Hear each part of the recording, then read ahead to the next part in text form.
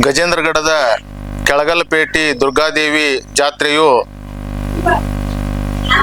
ಇದೇ ತಿಂಗಳ 12ನೇ ತಾರೀಕು ಜರುಗಲಿದ್ದು 11ನೇ ತಾರೀಕಿನ ಸಾಯಂಕಾಲ ಕಾಲಕಾಲೇಶ್ವರ ದೇವಸ್ಥಾನದ ಅರ್ಚಕರಾದಂಥ ಕಲ್ಲಿನಾಥ ಭಟ್ರ ಮನೆಯಿಂದ ರವಿವಾರ ಸಾಯಂಕಾಲ ಕಳಸವನ್ನು ತೆಗೆದುಕೊಂಡು ಬರುವಂತಹ ಕಾರ್ಯಕ್ರಮ ಇರ್ತದೆ.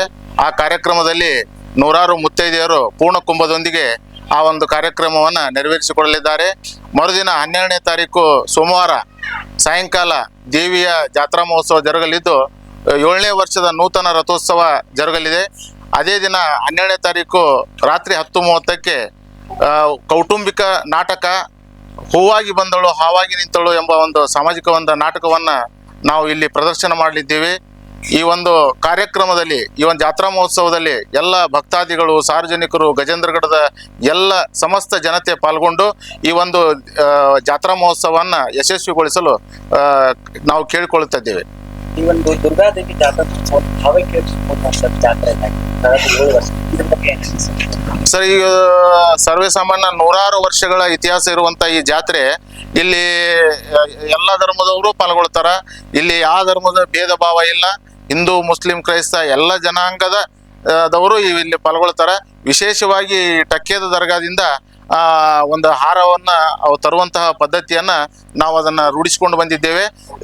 ಪ್ರತಿ ವರ್ಷ ಜಾತ್ರೆ ನೆರವೇರ್ಬೇಕಾತಂದ್ರ ಟಕ್ಕೇದ ಮಸೂದಿಯಿಂದ ಒಂದು ಹಾರವನ್ನ ತರುವಂತಹ ಪ್ರತೀತಿ ಇದೆ. ಅದೇ ರೀತಿ ಬೇರೆ ಬೇರೆ ವಾಡೆಯಿಂದ, ಗೌಡಗೇರಿಯಿಂದ ಹಗ್ಗವನ್ನ ತರುವಂತಹದ್ದು, ಈ ರೀತಿ ಬೇರೆ ಬೇರೆ ಧರ್ಮ ಮತ್ತು ಊರಿನವರು ಬಂದು ಈ ಜಾತ್ರೆಯಲ್ಲಿ ಪಾಲ್ಗೊಳ್ಳೋದ್ರಿಂದ ಸರ್ವ ಧರ್ಮದವರು ಈ ಒಂದು ಜಾತ್ರೆಯಲ್ಲಿ ಪಾಲ್ಗೊಳ್ತಾ ಇದ್ದಾರೆ. ಸಾಂಸ್ಕೃತಿಕ ಕಾರ್ಯಕ್ರಮವನ್ನು ಏರ್ಪಡಿಸಲಾಗಿದೆ. ಈ ವರ್ಷ ಯಾವ ರೀತಿಯ ಸಂಸ್ಕೃತಿ? ಪ್ರತಿ ವರ್ಷ ನಾವು ಈಗ ಒಂದು 25 ವರ್ಷದ ಹಿಂದೆ ಇಲ್ಲಿ ನಾಟಕವನ್ನು ಪ್ರದರ್ಶನ ಮಾಡ್ತಿದ್ರು. ಅದ್ರ ಹಿಂದ ಒಂದು 5-6 ನಾಟಕವನ್ನು ಆಡಿದ್ರು ನಮ್ಮ ಓಣಿಯ ಜನತೆ. ಇಲ್ಲಿ ಕಥೆಗಾರರಿದ್ದಾರೆ, ಕಲಾವಿದರಿದ್ದಾರೆ. ಬಟ್ ಅದು ಏನಾಗಿತ್ತು ಅಂತಂದ್ರ ಒಂದು 25 ವರ್ಷಗಳ ಈಚೆಗೆ ಅದೊಂದು ಸ್ವಲ್ಪ ನಶಿಸಿ ಹೋಗಿತ್ತು. ಈ ವರ್ಷ ನಾಟಕವನ್ನ ನಮ್ಮ ಓಣಿಯವರೇ ಆದಂತಹ ಬಸಯ್ಯ ಶಾಂತಗಿರಿ ಮಠ ಅವರು ಹೂವಾಗಿ ಬಂದಳು ಹಾವಾಗಿ ನಿಂತಳು ಅವರದೇ ಅವರೇ ಕವಿಗಳು, ಅವರ ಒಂದು ನೇತೃತ್ವದೊಳಗನ ಒಂದು ನಾಟಕವನ್ನು ಆಡ್ತಾ ಇದ್ದೀವಿ.